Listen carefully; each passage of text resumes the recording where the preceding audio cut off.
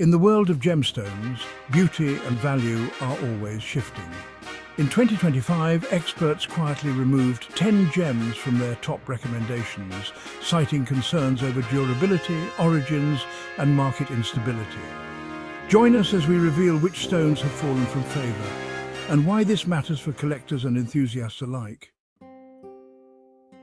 Kunzite, a gemstone of ethereal beauty, dazzled the world with its delicate pink to lilac hues and remarkable pleochroism. But beneath its allure lies a fatal flaw. Exposure to light can fade its color, and its perfect cleavage makes it prone to chipping. Kunzite's fleeting beauty is both its charm and its Achilles heel. Kunzite's fading color and fragility have led to market instability. As buyers grow cautious, prices fluctuate wildly and trust erodes. The stone's value is as fragile as the gem itself, making it a risky investment. In gemstones, true value lies not in fleeting beauty, but in enduring strength. Red beryl, also known as bixbyte, is one of the rarest gemstones on Earth, far rarer than diamonds. Found only in Utah's Wawa Mountains, its fiery red color and extreme scarcity make it a true collector's prize. But beware, convincing synthetic versions now flood the market, making expert verification essential. Distinguishing natural from synthetic red beryl is a major challenge. Advanced tests like Raman spectroscopy are often needed, making authentication costly and inaccessible. This has created a crisis of confidence, with experts now recommending red beryl only if certified by a top-tier lab. For most, the risks now outweigh the rewards. Once celebrated for its subtle, shifting colors, Andalusite now struggles to stand out in a market craving bold, vibrant gemstones. Its earthy tones are overshadowed by louder gems as trends and social media drive demand for instant impact. The quiet beauty of Andalusite remains, but its place in the spotlight is fading fast. Once prized for its niche appeal, Andalusite now faces a volatile market.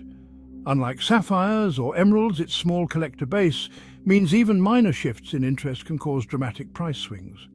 For buyers, this unpredictability makes Andalusite a risky investment, with values fluctuating wildly and little standardization in grading or pricing. In 2025, Andalusite stands as a cautionary tale, its beauty overshadowed by the storm of market volatility. Chrysoberyl is a beautiful, durable gemstone, but its reputation is clouded by misrepresentation and confusion with its rare cousins like alexandrite and cat's eye. Unscrupulous dealers inflate prices by blurring origins, making it hard for buyers to trust what they're getting. Until transparency improves, experts urge extreme caution with chrysoberyl purchases.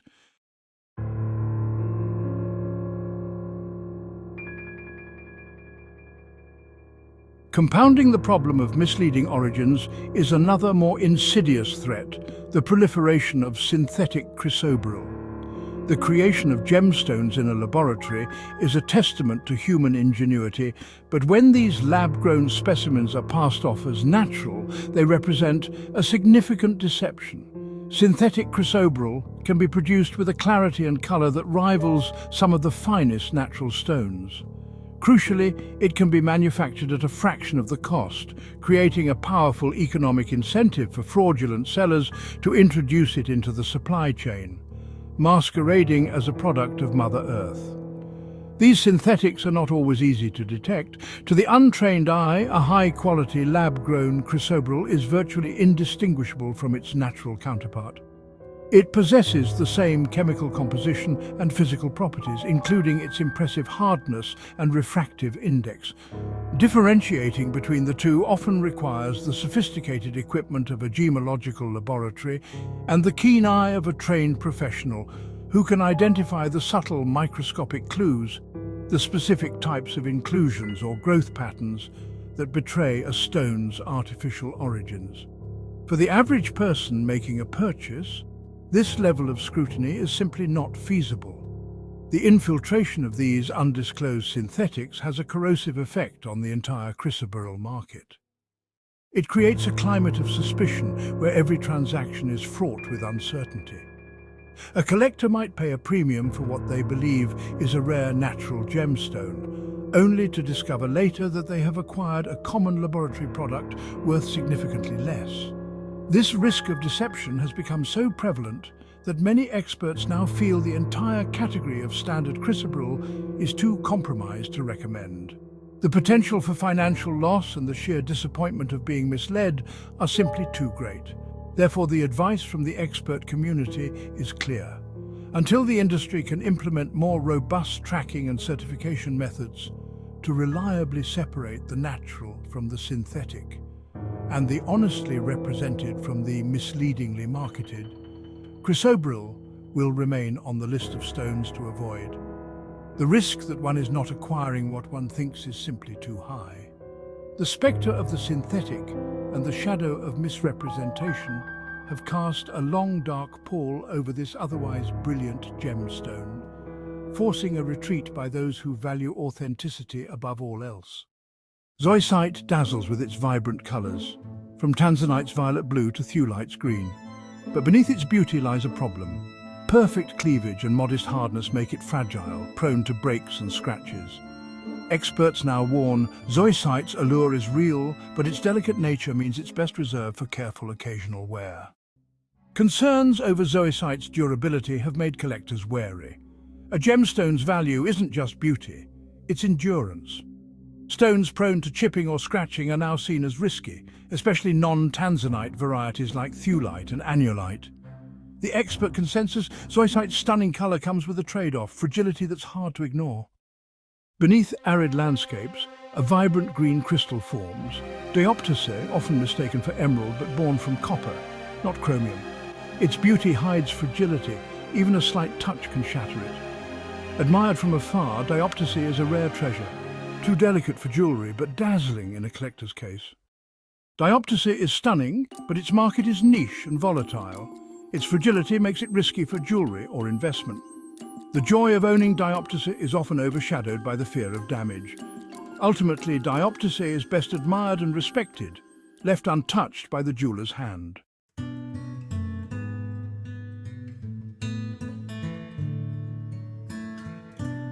We now turn our attention to a mineral of a very different character. Not a gem of fiery brilliance, but one of soft, gentle luster.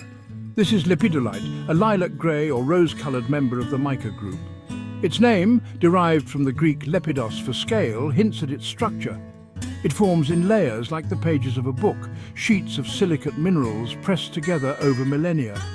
It is perhaps best known not for its use in jewellery, but for being a significant source of the alkali metal lithium, a component vital to the batteries that power our modern world. A humble yet essential stone. This layered, scaly structure, however, is the very source of its profound weakness. Lepidolite is exceptionally soft, with a Mohs hardness of just 2.5 to 3. This places it on par with a fingernail. It is a mineral that can be scratched with a copper coin, a material so delicate that it crumbles and flakes with little provocation. The very act of shaping and polishing it for use as a gemstone is fraught with difficulty. It is prone to cleaving along its mica planes, peeling apart layer by layer under the slightest pressure. It is a stone that seems to resist being tamed. Because of this inherent instability, lepidolite is rarely, if ever, faceted. Instead, it is typically shaped into cabochons, beads or ornamental carvings, forms that can better accommodate its flaky nature. Even in these polished forms, however, the stone remains exceedingly vulnerable.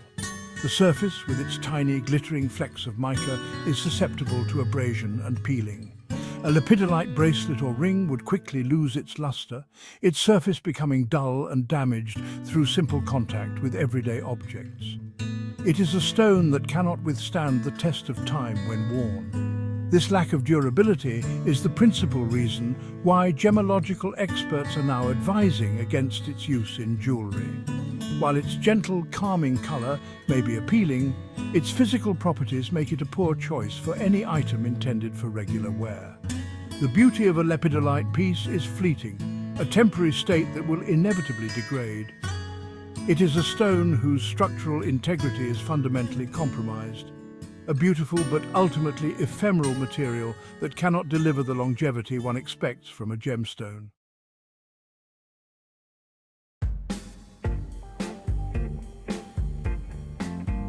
Beyond its physical shortcomings, the long-term value of lepidolite as a gemstone is highly questionable.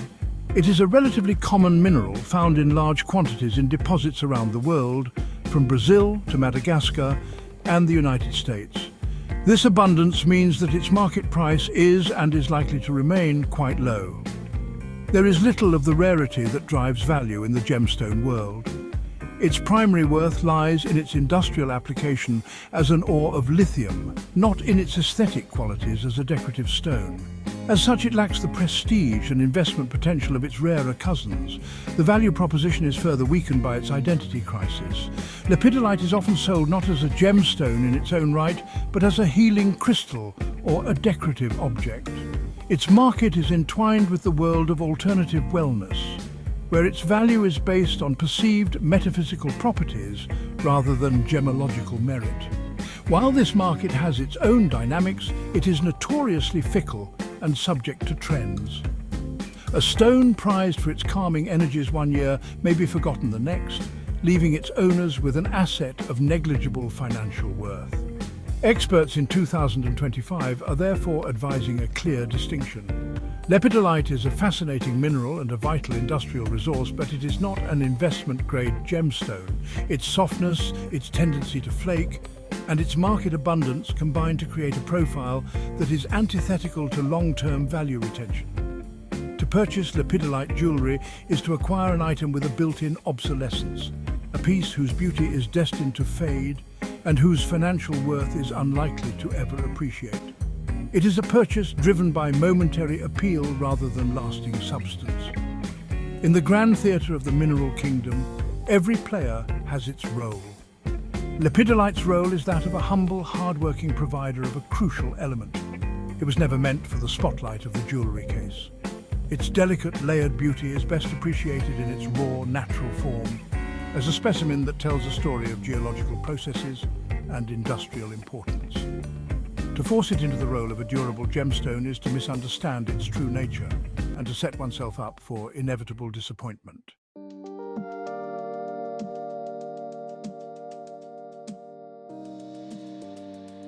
Here, we have a gemstone that has for decades enjoyed immense popularity. Its cool, crisp blue hue evokes images of serene skies and tropical waters. This is blue topaz, a silicate mineral of aluminium and fluorine. For many, it represents an affordable and accessible entry point into the world of coloured gemstones. It can be found in jewellery stores across the globe, fashioned into every conceivable design, its consistent colour and clarity making it a jeweller's favourite. It is, by all appearances, a resounding success story in the gem trade. But this tranquil blue facade conceals a complex and, for many, a troubling reality. The vast majority of the blue topaz on the market today did not emerge from the earth with this captivating colour. In its natural state, topaz is most commonly colourless, or a pale, sherry brown. The vibrant blues that dominate the commercial market are almost always the product of human intervention. They are the result of a sophisticated treatment process involving irradiation and heat, a form of high-tech alchemy that transforms the common into the coveted. This process begins with abundant, inexpensive, colourless topaz. The rough stones are first subjected to a bombardment of high-energy particles in a nuclear reactor or a linear accelerator. This irradiation alters the stone's crystal lattice, creating colour centres that produce a deep, often murky, brownish or greenish hue. The stones are then carefully heated, a process known as annealing, which stabilizes the color and transforms the unappealing initial shade into the stable, attractive blues known commercially as Sky, Swiss, and London blue. This is not nature's artistry, but a triumph of physics. The ubiquity of this treatment has become a major point of concern for gemstone experts and purists. While the treatments are considered permanent and stable, they have created a market that is fundamentally artificial. The value of blue topaz is not tied to the rarity of a natural color, but to the industrial process required to create it.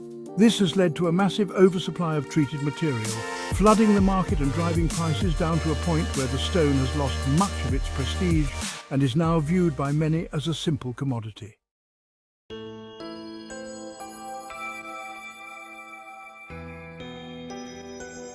The sheer volume of treated blue topaz has had a profound and lasting impact on its reputation.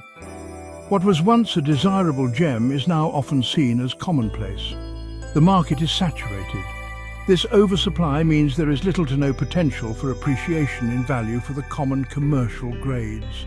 A blue topaz ring purchased today is unlikely to be worth more in the future. In fact, its value will almost certainly depreciate, much like a mass-produced consumer good. It lacks the essential element of rarity that underpins the value of fine natural gemstones. This situation creates a dilemma for the discerning buyer. Is one acquiring a piece of nature's magic or a product of industrial manufacturing? The line has become blurred. While sellers are legally required to disclose these treatments, the information can often be lost in the fine print or downplayed during a sale. This lack of transparency has eroded trust. Experts are now cautioning buyers that the blue topaz market is not what it seems, and that the beautiful blue color is more a feat of engineering than a gift from the earth. Furthermore, the focus on treated blue varieties has overshadowed the true natural beauty of topaz. Exquisite, naturally colored topaz, such as the rare and valuable pink-orange imperial topaz from Brazil or the soft natural blues from select deposits, are lost in the noise. These natural treasures are the real rarities, yet they struggle for attention in a market dominated by their treated, mass-produced cousin. The success of treated blue topaz has paradoxically devalued the topaz family as a whole in the eyes of the public. For these reasons, as we approach 2025, the expert consensus is to approach blue topaz with caution and awareness. It is not that the stone is without beauty, but its value and identity are deeply compromised by artificial enhancement and oversupply. For those seeking a gemstone with natural rarity, a connection to the Earth's geological wonders, and the potential for lasting value, there are far better choices to be made. The story of blue topaz serves as a modern parable, a warning that when human intervention becomes too pervasive, the magic of a gemstone can be lost. In bustling markets, opalite dazzles with its milky, moonlit glow, captivating many with its beauty and price. But opalite is not a natural gem. It's a carefully crafted glass made to mimic true opal's allure.